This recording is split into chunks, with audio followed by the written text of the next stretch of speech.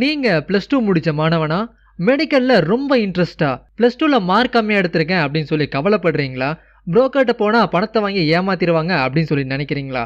இனிமே இதெல்லாம் எதுவுமே தேவையில்லைங்க. அழகா உக்ரைன்ல போய் மெடிசன், ஆர்ட்ஸ், இன்ஜினியரிங் இது எல்லாமே ஈஸியா பண்ணலாம். மேலும் விவரங்களுக்கு ஸ்கிரீன்ல தெரியற நம்பருக்கு வந்து கால் பண்ணுங்க. உங்க எதிர்காலத்தை நீங்களே தேர்ந்தெடுங்க. This is to the viewers. இந்த சைடில் இருக்க டிஸ்கிரிப்ஷன் பட்டனை கிளிக் பண்ணிங்கன்னா உங்களுக்கு கீழே வந்துட்டு ஒரு டைம்லைன் மாதிரி டிஸ்பிளே ஆகும். அதில் என்னென்ன டாபிக்ஸ் கவர் ஆயிருக்கு, அப்புறம் டியூரேஷன் எதுலேருந்து கண்டினியூ ஆயிருக்குங்கிறத ஈஸியாக செக் பண்ணிக்கலாம். கீப் வாட்சிங்.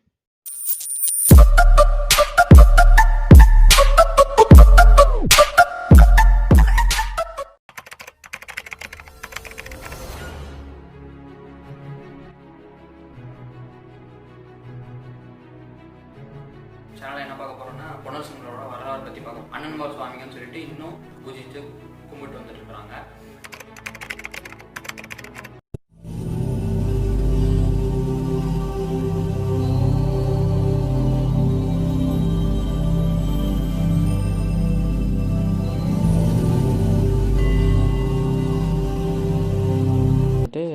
குன்றோனி எப்போ இங்கேருந்து தப்பிச்சு போனாங்களோ அந்த டைமில் மலைக்குழந்த கவுண்டருக்கும் பெரியம்மாய்க்கும் குழந்த பாக்கியம் இல்லாமல் இருந்துச்சு.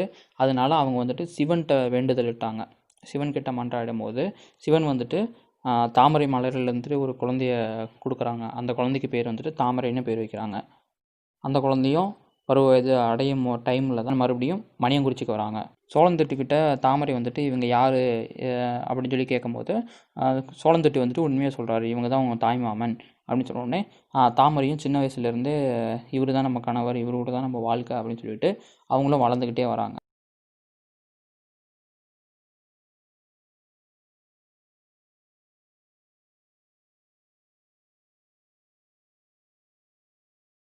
அதிலிருந்து குன்றுடையனோட தன் மகனாகவே நினச்சிட்டு வாழ்கிறாங்க. இப்போது குன்றுடையனை வணக்க இருப்பதே உறுதி அப்படின்னு நினச்ச தாமரைக்கு குன்றுடையனுக்கு வாரிசு இல்லாத சாபம் மாதிரி தாமரைக்கும் இருந்தால் தான் இவங்க ஒன்றா சேரும்போது ஒன்றா இணையும் போது போராடுவாங்கன்னு நினச்சி சிறுவயதாக இருக்கும் போதே மாயவர் வந்து அவரோட சித்து விளையாட்ட ஆரம்பிக்கிறாரு. அதோட முடிவில் சமைச்சு வச்ச உணவை யாராவது ஒரு தாசருக்கு உணவு வழங்கணும். ஆனால் தாமரை விளையாட்டில் செஞ்ச மண் சாதத்தை வந்துட்டு பக்கத்தில் இருக்கும் தாசரோட திருவோட்டில் சிறிதளவு உணவு மட்டும் இருக்குது, இந்த உணவையும் கொடுப்போம்னு சொல்லிட்டு அந்த குழந்தை உள்ள வந்துட்டு தெரியாமல் இந்த மண் உணவை அந்த திருவோட்டில் போட்டுடுறாங்க. ஆனால் அந்த திருவோடை வச்சதே மாயவர் தான். உடனே ஒரு சாபம் கொடுக்குறாரு. தாமரைக்கு திருமணம் ஆன உடனே 1000 தாசருக்கு உணவு வழங்கணும். அப்படி செய்ய தாமதம் ஆகிற ஒவ்வொரு மணி நேரமும் உனக்கு புத்திர பாக்கியம் 2 வருடங்களாக தள்ளி போகும் அப்படின்னு சாபம் விடுறாரு. அந்த குழந்தை உள்ளத்துக்கும் தாசராக வந்த மாயவரின் சாபம் வந்து புரியலை. நாட்கள் கடந்தன. என்னைக்கு இருந்தாலும் தாய்மாமன் தானே மணக்க போகிறோம்னு தாமரையும் குன்றுடையானும் அன்பை பரிமாறி கொண்டனர். குன்றுடையன் வந்துட்டு சொல்லாமல் ஓடி போனது தாமரைக்கு ஏமாற்றமும் போச்சு. சோழந்தொட்டி குன்றுடையான தேட சொல்கிறாங்க. நாட்களுக்கு உருண்டோட நல்ல நாள் அன்னைக்கு தாமரை வந்துட்டு பெரிய மனுஷி ஆகிறாங்க. அந்த காலத்தில் வந்துட்டு பெரிய மனுஷி ஆன உடனே பொண்ணை வந்து கட்டி கொடுத்துருவாங்க. தாமரை பெரிய மனுஷி ஆன உடனே கோலத்த கவுண்டரோட தம்பி சொல்லத்த கவுண்டரோட மகன் வந்துட்டு மாந்தியப்பனுக்கு பங்காளிகள் வந்துட்டு 11 பேரும் பொண்ணு கேட்க வராங்க. மணியங்குறிச்சிக்கு வந்துட்டுருக்காங்க. வழியில் வந்துட்டு மலைக்குழந்த கவுண்டரோட பண்ணையிலேருந்து சோழந்தொட்டியை பார்க்குறாங்க. சோழந்தொட்டியை அடையாளம் கண்டு கொண்ட கோழிநாச்சி வந்துட்டு அடை தொட்டி இங்கே என்ன செய்கிறா? சோழந்தொட்டி என்ன சொல்கிறாருன்னா, வடநாட்டில் இருக்கும்போது நீங்கள் தான் பெரிய கவுண்டரையும் நீயும் அடித்து துரத்துனீங்க.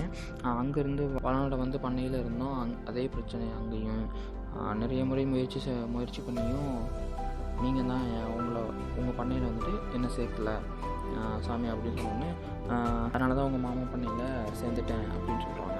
சரி, இங்கே என்ன சாமி சொந்த பந்தங்களோடன்னு கேட்க, மாமன் முன்னே நிச்சயம் பண்ண வந்திருக்கோம் என்று கூறிவிட்டு நீயும் கலந்து போடான்னு சொல்லிட்டு போயிட்டாங்க.